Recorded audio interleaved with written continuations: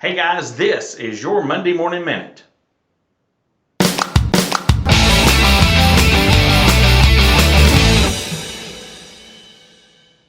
Hey guys, Todd Cartner here, and welcome back to your Monday Morning Minute. Today's topic is the 8 most common mistakes that first-time homebuyers make. Number 1 is not getting pre-qualified.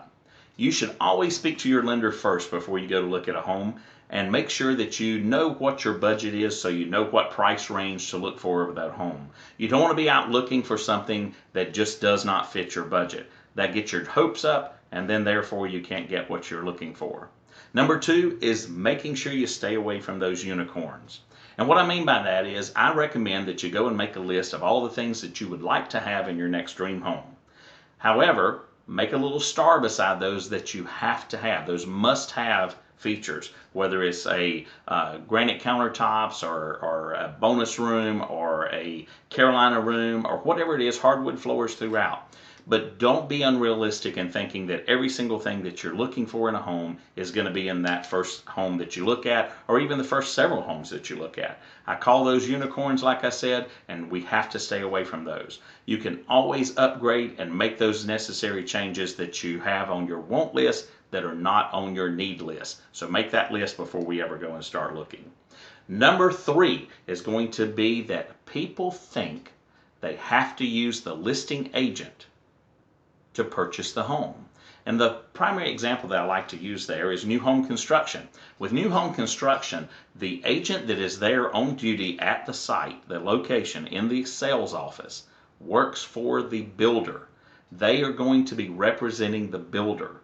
Any agent can take you and look at that new home construction just like they can any other property. So I always recommend that you take your own agent, which is referred to as a buyer's agent, to go look at that new home construction so that you are represented the best way possible. So please make sure that you understand that you do not have to use that listing agent that is on site in the sales office. Now, the best thing you need to do for an agent is find one that you like, find one that you trust, and find one that you work well with. And then that agent will be able to represent you through any transaction. Number 4 is looking at what I call the online estimates. A lot of people call them a Zestimate. Zillow is famous for that.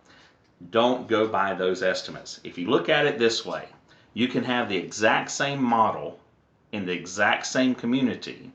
One has granite countertops, the other one has laminate countertops. One has hardwood floors, the other one has vinyl floors or builder grade carpet. One has a Carolina room, the other one doesn't. You cannot go by that. When you have those online estimates, a computer is looking at the sales history as well as what is available to come up with that price. It cannot be true because someone physically doesn't walk into that house. Your agent should be able to walk into that house, look at all the upgrades or downgrades if there are any, look at all those and put them together and come up with the actual price that you should be paying for that home. Number 5 is do not expect your property to increase in value. The market goes up and down all the time. So just because you buy a home today doesn't mean it's going to be worth more in a couple years. It very well could be. It could be worth a lot more. But it doesn't mean it's going to go up right away. So don't get your hopes up that buying a home and then just in a couple years it's going to be worth a lot more, because sometimes that just isn't true. Number 6 is understanding your expenses. You need to understand when you own a home, there are always going to be things that come up that are unexpected, whether it be your heating and air conditioning unit goes out, you have a plumbing leak, or it could be simply that you want to redo the yard and you think that, oh, well, that's only a couple $100 to do that, but you didn't budget that in.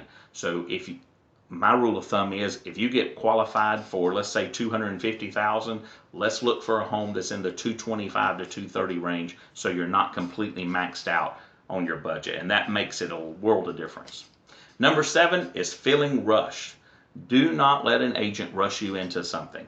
There is no reason for it. Make sure that you find the dream home that you want. Take your time and make sure that everything goes smoothly. A good agent will walk you through the process as it goes along. When to expect your home inspection, when to expect your termite inspection, when should the appraisal come in, the title search come in, What is your estimated closing date? All those things a good agent will walk you through. So make sure you don't feel rushed and understand the entire process. That's what our job is. That's what we get paid for, is to help you make sure that you understand everything and that you're not rushed and under a huge deadline. Number 8, finally, and please listen to this. Don't fall in love with a house until you close on it. And what I mean there is, things can happen all the time. Sometimes a seller will back out of the deal. They decide they don't want to sell it. Something happens in their family, or their family situation happens. Something could happen in your family and your family situation happens, and the deal just doesn't close. So don't fall in love with that property until you close. Another reason that you don't want to fall in love with it is after the home inspection, you could find out there's severe termite damage or foundation damage, and you just simply don't need to get that home. So don't fall in love with it. You can like it a lot, but don't fall in love with it until it's time to close. This is your Monday Morning Minute, and don't forget, I am always available for your referrals and never too busy to take them. Make sure you subscribe on the channel below, and thank you again, and we'll see you next Monday on your Monday Morning Minute.